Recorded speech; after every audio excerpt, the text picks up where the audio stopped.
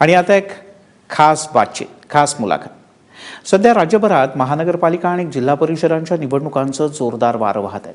आणि या निवडणुकांमध्ये आपल्याला उमेदवारी मिळावी, किमान आपल्याला नाही मिळाली तर आपल्या नातेवाईकांना मिळावी, याकरता अनेक जण गुडघ्याला बाशिंग बांधून तयार आहेत. पोराबाळांना तरी मिळाली पाहिजे, आपल्याला नाही मिळाली तर, असं अनेकांना वाटतं. अगदी आमदार, खासदार, नेते कोणी यात मागे नाही.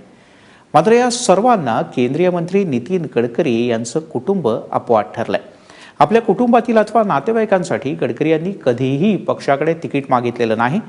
याच गोष्टीवर नितीन गडकरी यांच्या पत्नी कांचन गडकरी यांनी एबीपी माझाशी खास बातचीत केली. राजकारणाच्या बद्दल कांचन यांचं मत काय आहे जाणून घेऊयात या विशेष मुलाखतीतून.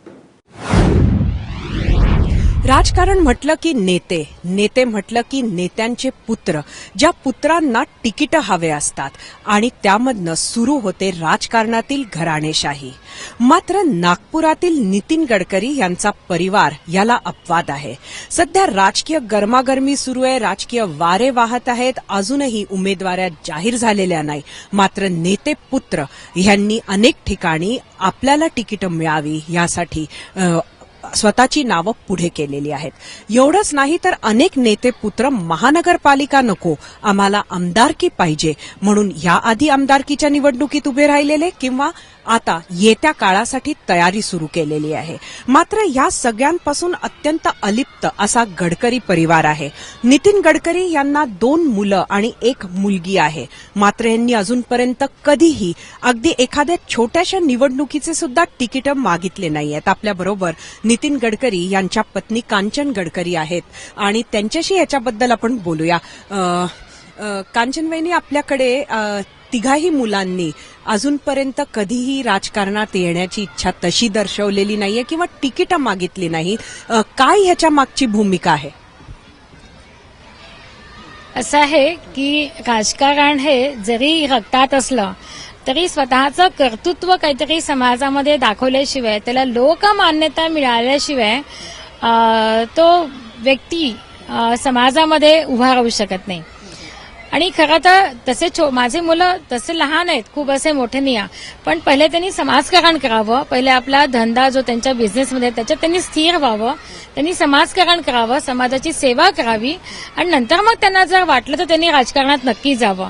पण वडिलांचं बोट धरून नव्हे या मताची मी आहे की वडिलांचं बोट धरून त्यांनी राजकारणात जायला नको. त्यांचं स्वतंत्र अस्तित्व त्यांनी कुठेतरी समाजामध्ये स्थापन करावं, निर्माण करावं, समाजसेवा करावी आणि मग त्यांनी राजकारणात जावं. आपण म्हटलं वडिलांचं बोट धरून त्यांनी जाऊ नये, तर त्यांच्या वडिलांचं म्हणजे नितीनजींचं ह्यावर काय मत आहे? काय कधी ह्याच्यावर घरी चर्चा झाली का? बिलकुल, अलबत्त चर्चा अशी हसता खेळता झालेली आहे. पण तेव्हा नितीनजींनी सांगितलं की मी जेव्हा राजकारणात आलो त्यांना काही राजकारणामध्ये घराणेशाहीचा काही उल्लेख नव्हता. त्यांची आई जनसंघाचं काम करायची, पण असा खूप घराणेशाही आहे किंवा दुसरी तिसरी पिढी आता राजकारणात उतरली असं काही नव्हतं. पण त्यांनी सांगितलं की मी स्वतः राजकारणामध्ये येताना भिंतीला पोस्टर चिपकवले आहेत, पत्रकं वाटलेली आहेत आणि असं करून छोटा छोटा कार्यकर्ता म्हणून मी काम केलं समाजामध्ये आणि मग मला मान्यता मिळत मी इतका वरती चढलोय.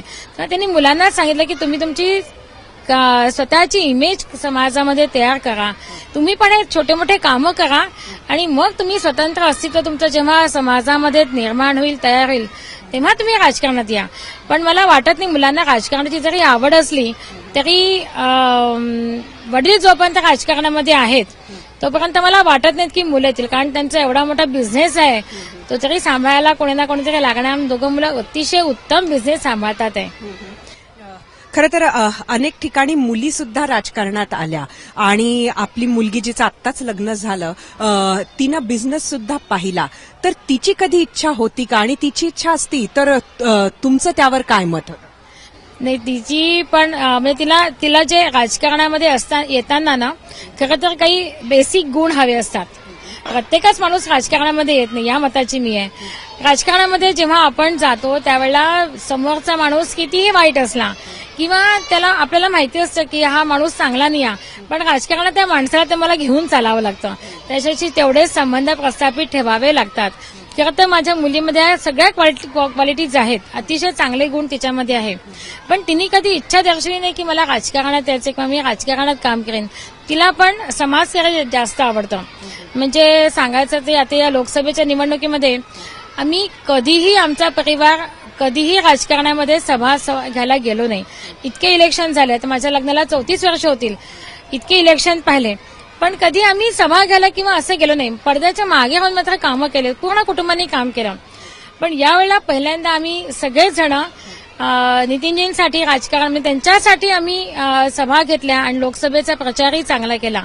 आणि त्यामध्ये लोकांनी अप्रिशिएट केलं केतकीला की अतिशय सुंदर बोलते, अतिशय उत्तम बोलते आणि मनाचा काळजाचा ठाव घेणारे तिची वाक्य असतात. हे मला लोकांकडनं कळलं.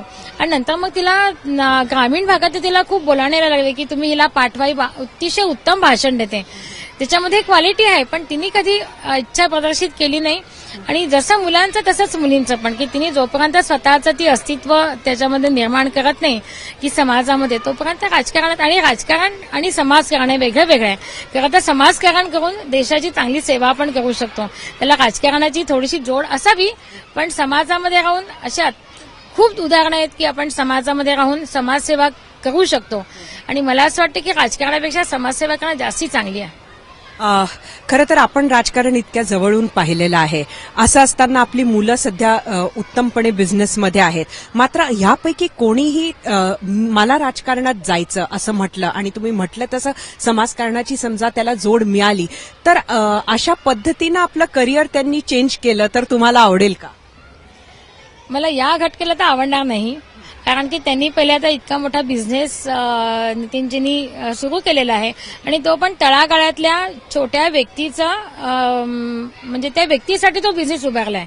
आपल्याला माहिती असेल की पूर्ती साखर कारखाना, साखर त्यांचा बाय प्रॉडक्ट झालाय आणि त्याच्यानंतर त्याच्यापासून जे जे प्रॉडक्ट्स तयार होतात त्याच्यामध्ये रिसर्च करून काय जास्तीत जास्त करता येईल आणि जास्तीत जास्त बेरोजगारांना कसा रोजगार देता येईल याच्यामध्ये ह्यांचं लक्ष असतं. तर तोच वारसा घेऊन सतत निखिल आणि सारंग आणि केतकी सुद्धा, केतकी आता ही युएसला आहे पण ती तिथून एचआरचं काम पूर्तीचं बघते. आणि तिघही जण मुलं की बाबांचा जो शब्द आहे की खालच्या तळागाळातला माणूस कसा सुख होईल यासाठी ते तिघही जण धडपड करत असतात. आणि मला वाटत नाही की जोपर्यंत त्यांचं जे स्वप्न आहे ते पूर्ण झाल्याशिवाय काही मुलं राजकारणात येणार नाहीत. बिलकुल. एक शेवटचा प्रश्न तुम्हाला विचारते की ही तिघही मुलं तुम्हाला जी आहेत त्यातून कोण राजकारणासाठी सगळ्यात जास्त सुटेबल आहे असं आपल्याला वाटतं? मला असं वाटतं माझा मोठा मुलगा त्याच्यासाठी सुटेबल आहे, कारण मी तुम्हाला आधीच सांगितलं की राजकारणात याला त्याचा असा थोडंसं नेचर तसं असावं लागतं.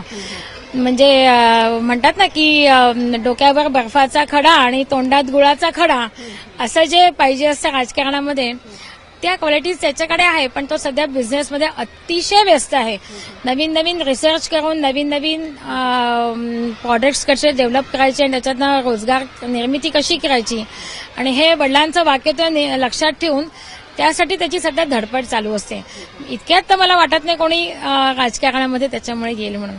अगदी जाता जाता एक प्रश्न सुचला म्हणून आपल्याला विचारते की सध्या जर का आपण देशात बघितलं तर पिता पुत्र हे तर घराणेशाहीचे वाद आपल्याला दिसतातच आहेत. मात्र अनेक ठिकाणी सुना ह्या सुद्धा राजकारणात आलेल्या आहेत, पत्न्या राजकारणात आलेल्या आहे. त्यामुळे आपण स्वतः किंवा आपल्या सुनांनी ह्याचा कधी विचार केलात का आणि केला तर काय? मी तर कधीच याचा विचार केला नाही, कारण की माझा स्वभाव नाही आहे. मी राजकारणात कधीही येणार नाही. मला कोणी तिकीट देऊ केलं तरी मी नाकारेन की मला नको आहे. पण माझ्या सुनांना सुद्धा समाजकारण जास्त आवडतं राजकारणापेक्षा, कारण त्यांनी राजकारण ते आत्ता कुठे जवळून त्यांना बघायला सुरुवात झाली आहे. पण दोघीही सुना सांगायला अतिशय आनंद होतो की दोघीही सुना समाजकारणामध्ये गुंतल्या आहेत आणि समाजकारण त्या करतात आहे. स्वानंदी नावाचे एक एनजीओ मोठ्या सुनेंनी स्थापन केलं आहे. त्या एनजीओद्वारे ती गरीब महिलांना ग्रामीण भागामध्ये कसं काम मिळेल त्याच्यासाठी तिची धडपड चालू आहे.